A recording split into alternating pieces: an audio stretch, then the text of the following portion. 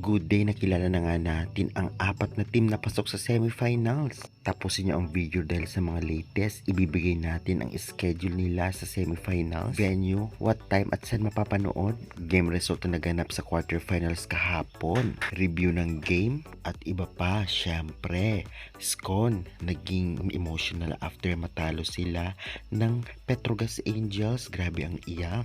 Alyssa Valdez, magre-retero na nga ba? Grabe ating pag-usapan. Myla Pablo, nag-ala import ang galing sa quarterfinals kontra sa Creamline. Grabe talaga ang nadagdag sa Akari kaya nanalo sila sa Farm Fresh Foxes na rank 1. Grabe. Justin Hazareno, dumagdag pa sa galing ng Akari. Maliban kay Mars Alba, grabe din ang import ng Sauce Coffee. Champion na kaya sila? Lahat din natin pag-uusapan this video kaya tapusin nyo at may mga pasabog pa tayong dapat yung abangan this video. Kaya before that guys, please naman huwag niyong kalimutan mag-like, comment, subscribe and pa-hit the notification bell para lagi po kayong updated sa mga bonggang video about sa volleyball dito sa Pilipinas. Maraming salamat sa support guys, subscribe na. Unahin natin ibigay ang result kahapon sa quarterfinal sa unang laban. Sa laban ng Akari versus Farm Fresh, nanalo ang Akari sa loob ng 3 straight sets sa scores na 28-26, 30-28 at 25-21. Player of the game ay si Justin Hazareno na may 21 excellent digs, 10 excellent reception. Dahil dito na upset nila ang Farm Fresh Foxes na nasa rank 1 sa prelim 1 at 2. Grabe, talagang congratulations. Samantalang sa laban naman ng Creamline at Petrogas, nanalo ang Petrogas sa loob ng 4 sets sa scores na 25-23, 25-19, 16-25 at 25-14. Player of the game ay si Myla Pablo na may 26 points at 23 attacks. Grabe. At sa laban naman nga ng Sauce Coffee versus Capital One, nanalo ang Sauce Coffee in 3 straight sets sa scores na 25-14, 25-20 at 25-18. Player of the game ay si Anna Di Beer na may 24 points, 8 excellent digs, 7 excellent receptions. At first time ng team na Sauce Coffee na mag-advance sa semifinals. Congratulations. At ng last game ng kahapon, nanalo ang PLDT kontra sa sister team nilang Signal in 4 sets sa scores na 25-21, 25-18, 23-25 at 25-21. Player of the game ay si Savvy Davison, 21 points, 18 attacks, 3 blocks, 9 excellent digs at 13 excellent receptions. Congratulations. Grabe, dahil dito ay pasok na sa semis ang Petrogas Angels, PLDT High Speed Hitters, Sauce Coffee Thunderbirds at Akari Power Chargers. At bigyan natin konting review ang naging game sa unang laban ka ng Farm Fresh at Akari. Grabe, kung ating titignan, 3 straight sets na talo ng Akari ang Farm Fresh Foxes.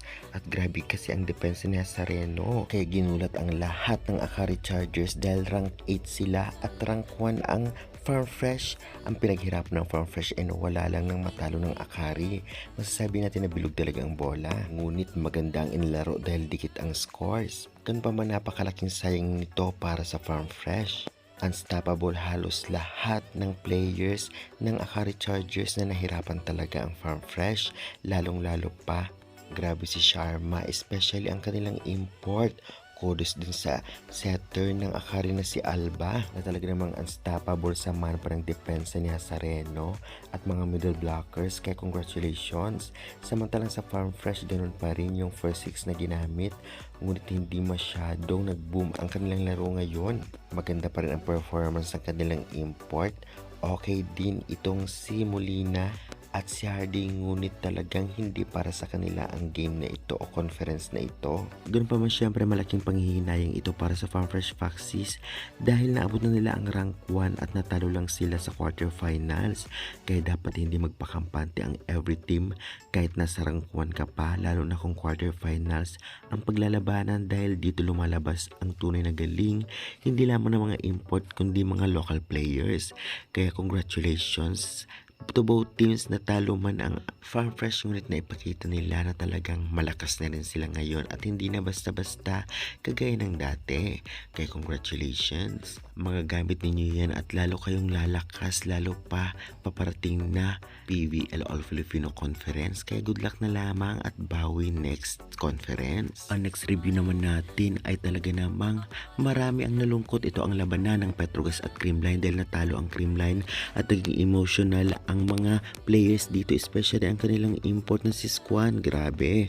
Marami nga ang naiyak na makita siyang umiiyak sa venue at syempre nadala din ang mga local players ng Kremlin Cool Smashers dahil hindi tayo sanay at hindi sanay ang manonood na talaga namang malaglag sila, especially sa quarterfinals pa lang. Kan pa man masasabi natin na kulang talaga sila ngayon, especially wala itong si Gia, wala si Bernadette Pons at Gemma Galanza. Ganun pa man kahit medyo bantay sarado itong si Alyssa Valdez ay maganda pa rin ang nilalaro, medyo kulang lang sa receive.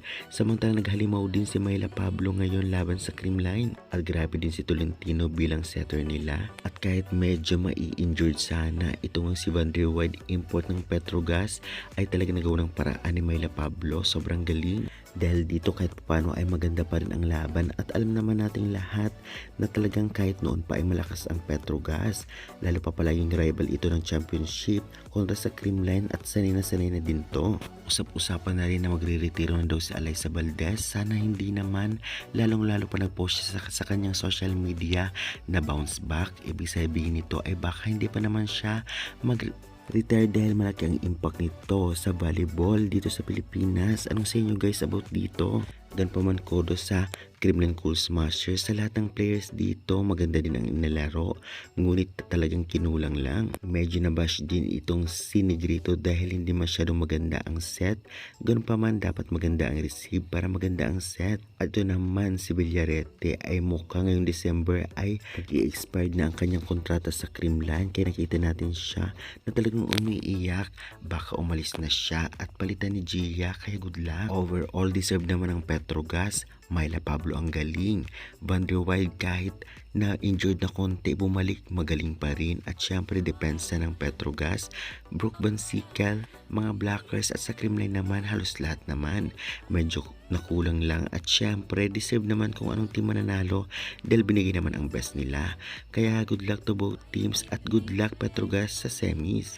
Dako naman tayo sa naging laban ng Sauce Coffee versus Capital One. Well, alam naman natin lahat na malakas ngayon ang Sauce Coffee at hindi na tayo masyadong magulat dito. Ngunit talaga may laban din kahit papano ang Capital One, sadyang kinulang lang. Kaya naman syempre binigay din ito ang best nila para may panalo ang laro. Kaya lang ang conference na ito para sa Sauce Coffee, kahit sa simula pa lamang ay nakita na natin napakalakas ng import ng sauce.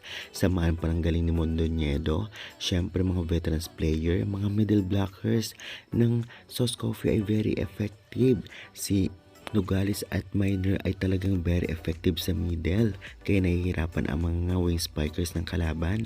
Dito naman sa Capital One, ang kanilang import pa rin, syempre si Bella Belen, ngunit talagang kinulang kung ikukumpara natin dito nga sa Sauce Coffee dahil lahat naggagawa.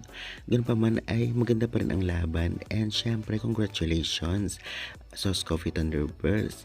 First time nila makapasok ng semis sa PVL at deserve naman talaga nila. Samantalang bawi na lamang next conference, Capital One Solar Spikers. Samantalang walang sister team naman sa laban naman ng PLDT versus Signal. Dahil nag-agawan din sila sa semifinal slot at nanalo ang PLDT. Grabe din at ang ganda ng laban, dikit ang scores at natapos in 4 sets. Kitang-kita naman natin na kahit wala ang import ang PLDT ay halos sa kanila ay magagaling ang player, especially ang kanilang blockings at opensa ay unstoppable hanggang ngayon. Kaya umpisa pa lamang kahit walang import ay masasabi natin isa sila sa mahirap kalaban. Bukod sa matatangkad ang players, magaling sa blockings, magaling sa opensa at depensa, especially sa galing ni Kat Arado. Samantalang Signal naman, magaling din talaga ang setter nilang si Kayuna. Samahan pa ng katindig dito nga sa depensa at syempre mga wing spikers kagaya na lamang ni Santos at ang kanilang import. Ngunit ganun pa man ay natalo pa rin sila. Bawi na lamang next conference Signal at congratulations PLDT High Speed Hitters, deserve nyo yan. At ngayon naman syempre ibibigay na po natin ang schedule nila, saan magaganap at anong oras, saan ang venue, narito po. Ito nga ang format kung saan ay talagang maghaharap Ngayong paparating na November 27 ay ang Akari Chargers versus Signal. Sa kabilang dako ay ang Sauce Coffee versus PLDT. Dahil ito sa nanalo nga ang Akari kontra sa Farm Fresh, nanalo ang Petrogas kontra sa Creamline, nanalo ang Sauce Coffee sa Capital One at nanalo ang PLDT sa Signal. At sa semis nga ang matatalo ay mapupunta sa Battle for Bronze at ang mananalo ay mapupunta sa Battle for Gold. At narito na po ang schedule nila sa November 27. Una magtatapatan nga ay ang Petrogas versus Akari Chargers 4 p.m. at susunod 6:30 p.m. Sauce Coffee versus PLDT. Sa semifinal, venue nga nito ay sa Smart Araneta Coliseum at magaganap November 30 ang Battle for Bronze at Battle for Gold. Kaya ibibigay ko ang update at schedule nito soon. Mapapanood po pala ninyo ang laban sa One Sports Plus sa Cable, Pilipinas Live, Signal Apps at PBL.ph Live. Kaya guys, ano pala sa inyo sa mga nakapasok ngayon sa semifinals? At anong sa inyo ng malaglag ang Creamline? At ang number 1 sa Prelim 1, Prelim 2 na Farm Fresh na natalo lang ng Akari? I-comment nyo na yan at pa-subscribe.